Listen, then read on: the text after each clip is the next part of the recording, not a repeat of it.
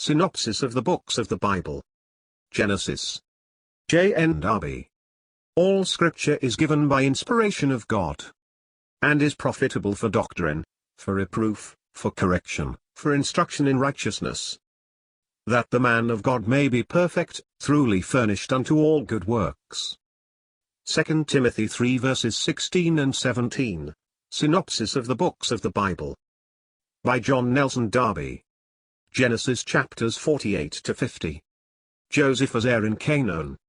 Lastly, in chapter 48, besides the prophetical character, important in the history of Israel, we see Joseph as heir, the double portion, mark of the eldest, heir of the father, among the Jews, being given to him, see 1 Chronicles 5 verses 1 and 2, and not only as heir, but as heir in Canaan, Jacob's heir there where Rachel had died, that is, where Israel, as the Jewish beloved one of God, had failed and gone. Here, too, all is ordered according to the purpose and counsel of God, not according to nature, and Joseph, in his children, possesses, as heir, the portion taken from the hand of the enemy by power, for Joseph, after his rejection, is ever Christ as glorified, and then heir of the world. The pledge of Israel's re-establishment in the land, God's patience with evil. We have then the lot of the children of Jacob, and two facts, the burying of Jacob, and the commandment concerning the bones of Joseph, given as a certain pledge of the re-establishment of Israel, left, according to what had been said to Abraham, and in appearance abandoned, in a strange country, whilst the patience of God bore yet with the iniquity of the Amorites, a patience which strikes only when it is impossible to bear the evil any longer, Genesis 49 and 50. Remark the beauty of the grace in Joseph, Genesis 45 verses 7 and 8, and Genesis 50 verses 17, 19 and 20. The difference between the prophetic blessings of Jacob and Moses.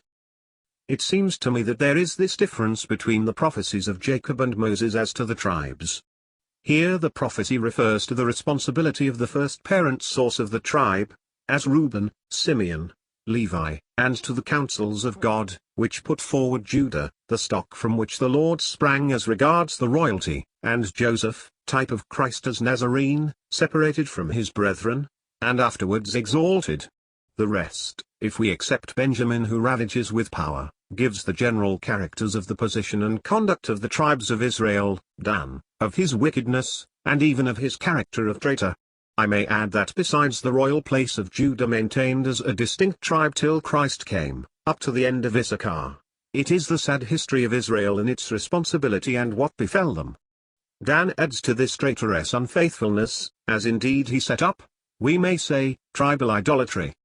This casts the faith of Jacob on waiting for God's salvation, and grace comes in. All that follows is blessing, and Christ the shepherd and stone of Israel.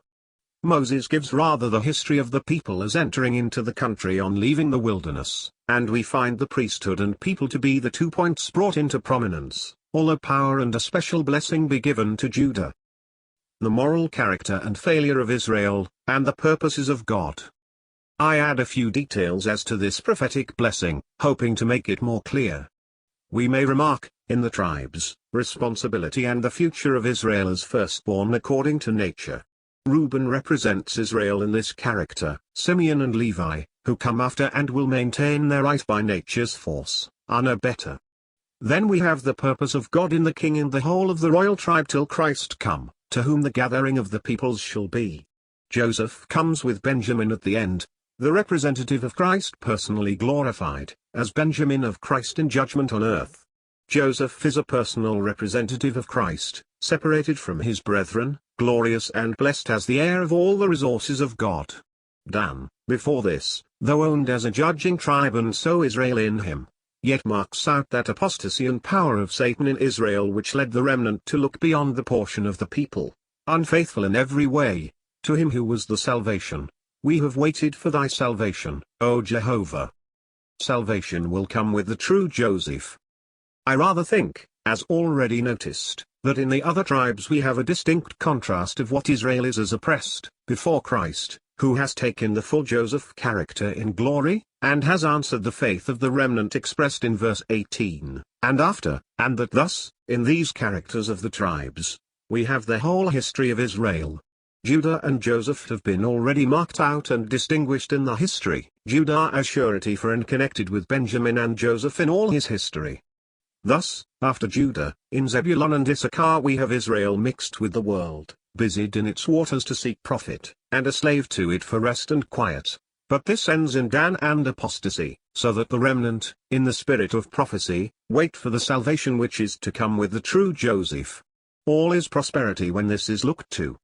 Once overcome, he overcomes at the last. His bread is fat and yields royal dainties in his own land, not seeking them by mixture with, and subjection to, the world. And Naphtali is in the liberty of God, and full of goodly words. In Joseph and Benjamin, we have the crowning of all blessing in the double character of Christ, the heavenly heir of all, and power and strength upon the earth that subdues all. So that the whole series would be thus: Reuben, Simeon, and Levi, the moral character and failure of responsible Israel. It will be found, as ever, corruption and violence, such is man. Next, the purpose of God in Judah, he remains till Shiloh come, to whom the gathering of the peoples belongs. But he was rejected when he came to Judah, and there was no gathering, beauty and bands were broken. Deliverance and blessing through Christ as once separated and now the heavenly glorified man. Next, the state of Israel being such, intercourse with nations, which, when not in the power of God, is corruption, subjection to their yoke freeze, and apostasy, still owned as a people, however. And then the remnant looking to the only source, and waiting, not for good in Israel, but salvation from Jehovah Elohim. Thereon deliverance and blessing for Israel, and finally, what we have already seen as the double character of Christ, separated from his brethren, see note, and then glorified. Joseph and Benjamin present him to us as the heavenly glorified man to whom all is entrusted, and the all-conquering Lord on the earth. Note: Joseph is so characterized in Deuteronomy also, end of note. Israel's past and future history in Jacob's prophetic blessing. On the whole, I think we have a complete history of Israel in this way. First his failure, Reuben, Simeon, and Levi, corruption and violence, as already remarked. Then Judah, God's purpose in his people, in connection with the royal stock and Shiloh. This is plain enough. To him, the gathering of the peoples was to be. Zebulun and Issachar then show their mixture with, and subjection to, the Gentiles for gain and prosperity. Dan, the treachery of satanic power, when faith waits for Jehovah's salvation. Gad, Asher, Naphtali, and Joseph and Benjamin, the fruit and power of this salvation when the shepherd, the stone of Israel, shall be also there when prosperity full in Israel shall overpass its bounds, and victorious power shall belong to them. The fear of God shown in Joseph, the true basis of power and blessing. Personally, the fear of God was in Joseph from beginning to end, a mighty principle and the true basis of power.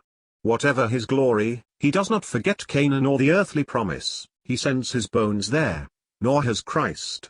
So Joseph, when Israel is gone, forgives his brethren their wrong, and nourishes them with his riches.